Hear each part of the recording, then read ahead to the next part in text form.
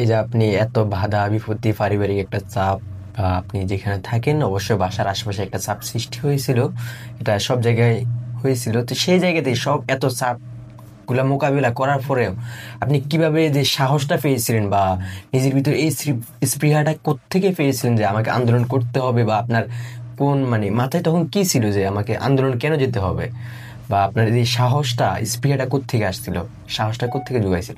দেখেন, সাহস তো 16 জুলাই থেকে পেয়েছিলাম। আপনাকে এখানে একটা কথা মনে করে দিই, কিছুদিন আগেও এই বিষয়টা নাড়াচাড়া হয়েছে যে একটা সময় আমি যেখানে ছিলাম আমার পেছনে শেখ মুজিবের ছবি ছিল। সো আমি কি হয়েছে, 16 জুলাই যখন আবু সাইদকে মারা হয়, আমি পেছনে আমার দেয়ালের পেছনে শেখ মুজিবের ছবিটা ভেঙে ফেলি। তখন থেকে আমার ভিতরে একটা সাহস এসেছে, শেখ মুজিবের ছবি ওপেনলি ভেঙে ফেলছি। তারপরে মূলত আবু সাইদকে যখন মেরে ফেলে, যে আমার ভাই রক্ত দিয়েছে, আমার ভাই জীবন দিয়েছে, তো আমরা কেন ঘরে বসে থাকবো, তার প্রতি মূলত ইন্সপায়ার্ড হয়েই মূলত আন্দোলনে নামা, এবং সেখান থেকে আসলে মূল সাহসটা পেয়েছিলাম।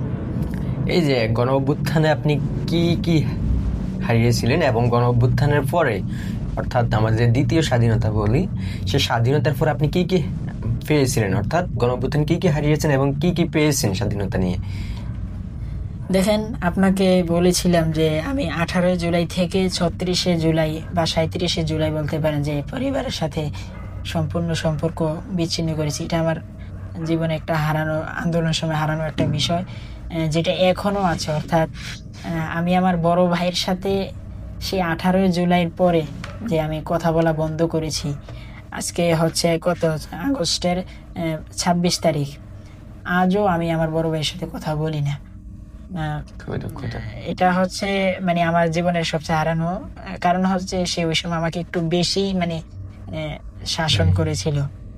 সেই জন্য এখনো পর্যন্ত আমি আমার বড় ভাইয়ের সাথে কথা বলি না। যদিও সে 6 আগস্ট আমাকে একটা ভয়েস পাঠিয়েছে, সেই ভয়েসটা এখনো আমার কাছে আছে, যে রাশিয়ার দ্বিতীয় মুক্তিযোদ্ধা। কিন্তু আমার আসলে তার প্রতি কোনো আসে না, কোন ধরনের মায়া কাজ করে না তার সাথে কথা বলার।